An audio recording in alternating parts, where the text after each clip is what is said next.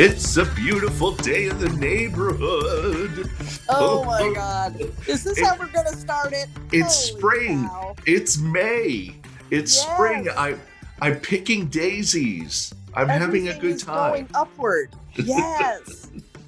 Oh my gosh. I, Google's going back to work. I'm running around naked in my backyard. So. All righty. I, I'm BJ Flag. And I'm Rich G, and this is episode 190, Understanding and Reducing Friction in Your Business. So if you have an affliction in your business. It's friction. Not affliction? No. Like friction. Oh, geez. Okay. All righty. Like sandpaper. Sandpaper. Sandpaper friction. Exactly. Well, that's a great analogy because a lot of your customers and clients, if you have friction with them, they're being rubbed the wrong way, like sandpaper. So Thank you. Perfect. yeah. The concept of business friction isn't, it's not new. It's anything that's going to prevent or dissuade your customers from wanting to buy products and services. So this is not an old concept, but there's so many new ways to be able to smooth it out. Yeah, I talk to a lot of clients about friction. They have no idea what I'm talking about. But once you start to explain it, like for customers, friction can be long wait times on hold, or products that are out of stock, or a bad experience on a company website. Yep. The inability for, it could be a really big impediment to business transactions for consumers. So it's something, it's a pretty major thing. Yeah, a majority of customers say the experience a company provides is as important as its products and services. I know. And if you do have friction, you're probably turning away or losing clients that you could have easily gotten. Yeah. And so we're going to jump right into these incredible tips. And we have a lot today, 6. Stay with us, folks. Stay with us. So tip number 1 is look at your business development. How do you go after your clients? How do you get customers? How are you first engaging your clients and customers when they're prospects? And do you follow them through a preordained process, or is it getting customized for every person? That's something huge to really look at. Yeah, that's huge because I know if you've been in this, BJ, but when you're being sold to, and you could tell it's a script, and you're like, I'm not special. So the big idea is like when you're engaging your client or customer, your prospect at first, do they look and act engaged? Are they bored or even frustrated? And frustrated comes out as lots of objections, lots of questions and stuff. That means that they're frustrated or you haven't really sold them right. You have to really think about, what are you doing to lessen that friction? Yeah. Are you creating brochures, simpler or shorter? Are you cutting down your talking, we're listening? Are you asking questions and getting them to talk? Yeah. It's very important. So the whole front end of business development is critical, that it's customized, it's one-on-one, it's simple, it's easy to understand. Because if you frustrate your prospects at this point, they're never going to become customers. Exactly. And, the biggest support, tip number 2, marketing supports the business development. Do your potential customers understand your clear message and share your value statements? If you've made it clear from the start that you're the type of company that customer wants to work with, you've done yourself a huge service. And the clarity is what's the most important thing, not gigantic words and hyperbole and go on forever. Clarity. Yeah, clarity is important because, see, you're in your business. They've never experienced you before. So if they're quizzical or they're like not understanding, you're not doing a good job. A big one is, do they have a good experience on your website? When they first go Yes. to it, is it a treasure hunt or is it pretty basic? Is the Right. user, yeah, is the user experience a seamless conversion path to your ultimate goal? And are the product descriptions detailed enough? Right. Rich told me a story recently of the car pads that you were Yeah. putting in. Yeah, I ordered a car pad for my trunk of our CRV from a company. They sent it to me. We got it. I opened up the box and I pulled it out. And I'm like, this is not as thick as I thought it was. It was like plasticky. It wasn't rubbery at all. Didn't feel right. It Yeah. didn't feel right. Put it right in the box. I called the company right there and then. They had the phone number right there. Any problems, call this number. I called the number. I said, look, I really don't want this. They said, no problem, Mr. G. We're going to send you an RMA. We're going to email you a FedEx slip that you could send it back and we'll refund your money. And I'm like, Yeah. great. Awesome. Because It, you would go back to them for other things. yes. So it's kind of like, don't lose a customer. Just, work with that customer. One of the other areas, before we leave marketing, is, are your lead generation opportunities actually a value add to a potential customer, or are they just too abrupt to close the sale? Yeah. This is a big area that we work with at New, where we get people to understand that it's got to be something juicy, something they want and feel a great takeaway from. And then they want to work with you further. So consider that a very important place to not have any friction at all. Yeah. It's funny. I talk to clients a lot about at one end of the range, there's like that huckster. It's like throwing Yes, everything at people. It's I like know. Billy Mays, selling, these things on TV. But then the other end is the reserved academic, where you just bore them with copy and scientific, Right. all this other stuff.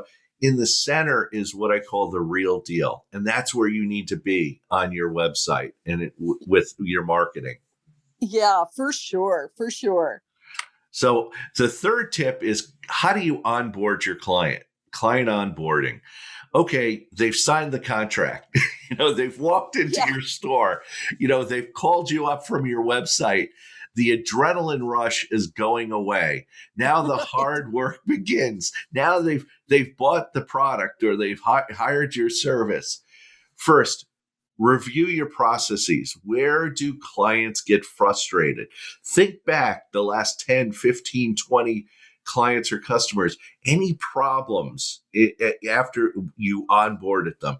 Any Yeah. today, did you ever lose clients or disappear at Oh, this juncture? and when you think about that, do they, if they mysteriously disappear or things like that, you've got such an easy and clear change that you can make. Yeah. Do it as quick as you possibly can. It's so funny. It's like, how many times you've been on a website and you wanted to buy something and you leave the products in the cart and you leave. Yeah. And then they start emailing you, don't you want to buy this? And I go, there's probably something, like you suddenly whacked me with a huge shipping charge that discouraged me. You need to Right. investigate those things and say, you know what, maybe we should order, have free shipping or something like that. So Right. And and think about how you can streamline or simplify your engagement with the client. It does not have to be complicated. yeah, Take out things that quote, we've been doing it forever. No, no, no. yeah. Take it out. Yeah, the thing that drives me batty is when there is a coupon code box as I'm checking out, and I feel I don't have a coupon code.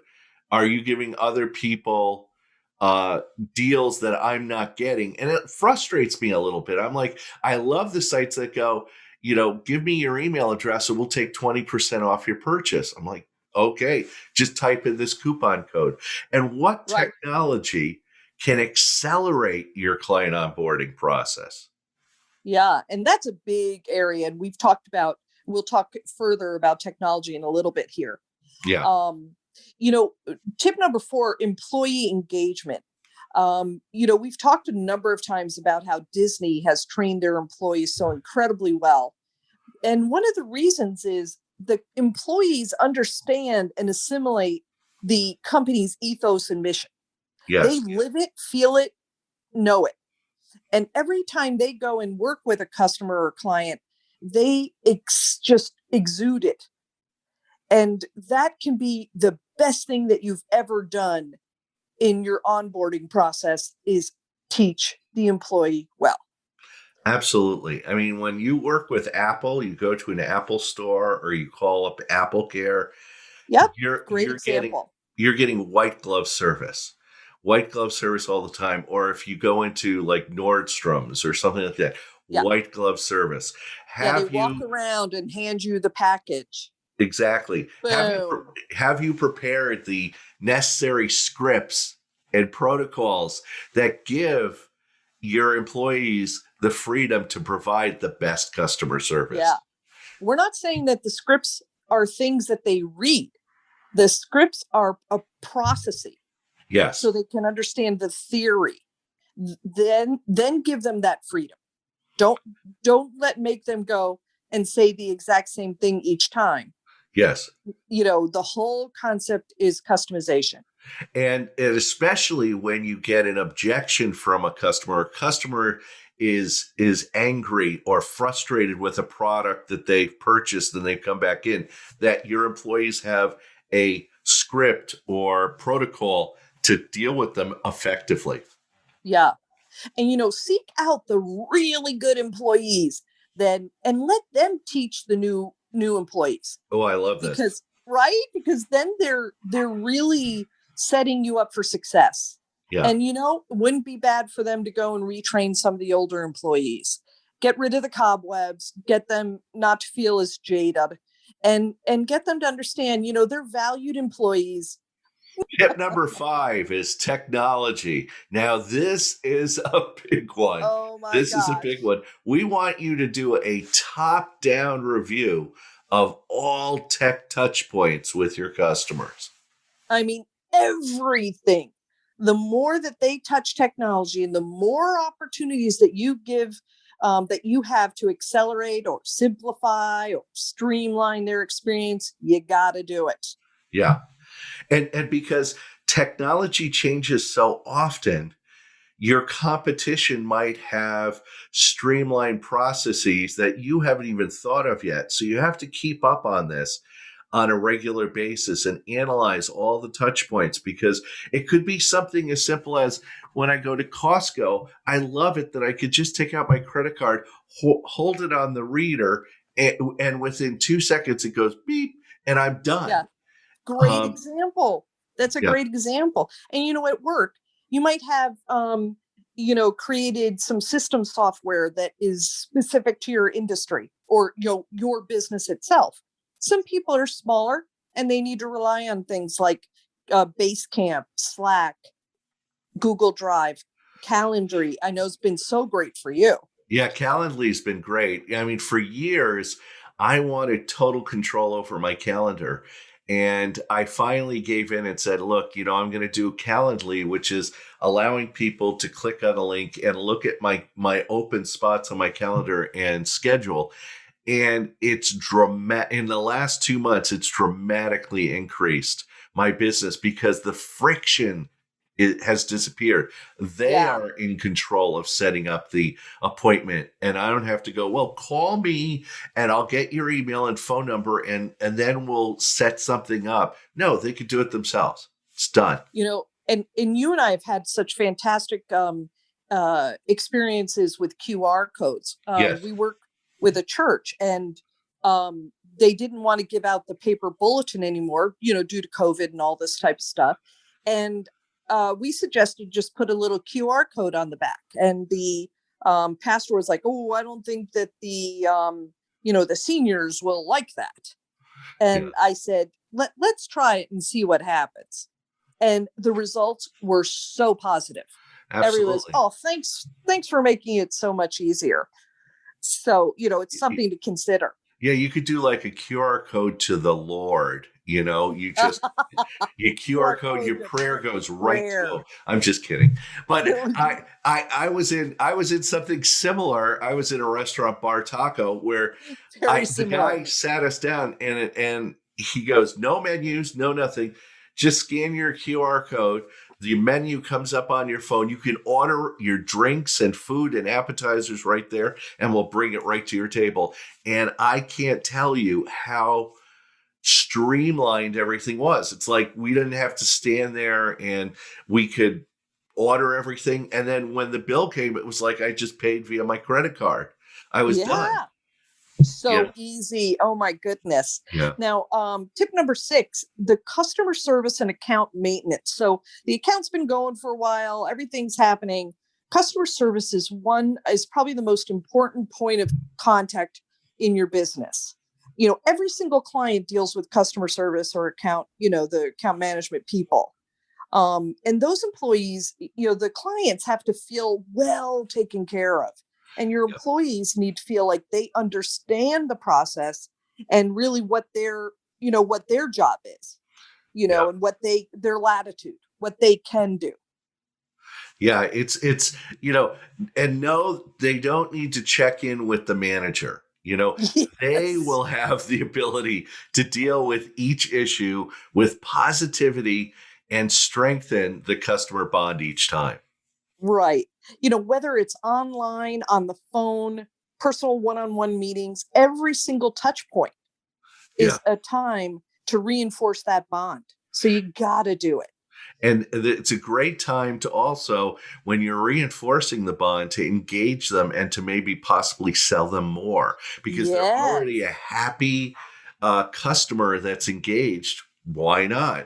So give your employees the tools they need to do it right. Exactly. And we have a fantastic book in order to do that. Yes, a great book. It's called Friction Reward. Be your customer's first choice. And it's by Richard Hammond. And it's all about your customer journeys will almost certainly include unnecessary friction. Those things that make it harder than it should be for a customer to engage with you. So Richard covers every aspect of friction and how to fix it within your organization. And, he concentrates on that, what we've been talking about today, the most important successful modern customer experience are those where retail or business vendor or business provider understands the relationship between the friction, the reward, and then competing alternatives. Great book. Yeah, and it really unlocks the way to win and retain your customers. So if you want to go farther than where we've gone today, you need to get this book. So, and that's it for today. Sponsoring our podcast is New Renew Brand Marketing. As a full-service brand marketing company, BJ's firm will act as your marketing partner to get your startup off the ground or your division to soar. Branding, messaging, websites, and support materials, BJ's team does it all. Go to New Renew, that's NURENU.com, and go check them out. It always makes me feel like I want to call right away. Yeah, I know. Then I have to realize that it's me. Are your managers prepared to manage your team post-COVID? You definitely need to speak to our other sponsor, Rich G. Rich has been presenting to thousands of managers and helped them prepared for a myriad of leadership challenges in today's business world. Schedule a free 15-minute chat at richg.com and learn how Rich can energize your team. I promise that he can deliver at least five great business ideas to make your business and team great in 2021. You changed that. It used to be 3. Now I have to give people 5. 1 or 2. I know. 1 or 2. I bumped it up. I speak from experience, Richard. Thank you to our producer, editor, and king of creative, Rich Scalzo, the man who makes everything happen with our podcast, bringing you the best small business podcast every Tuesday. Have an unbelievable week. Catch you later.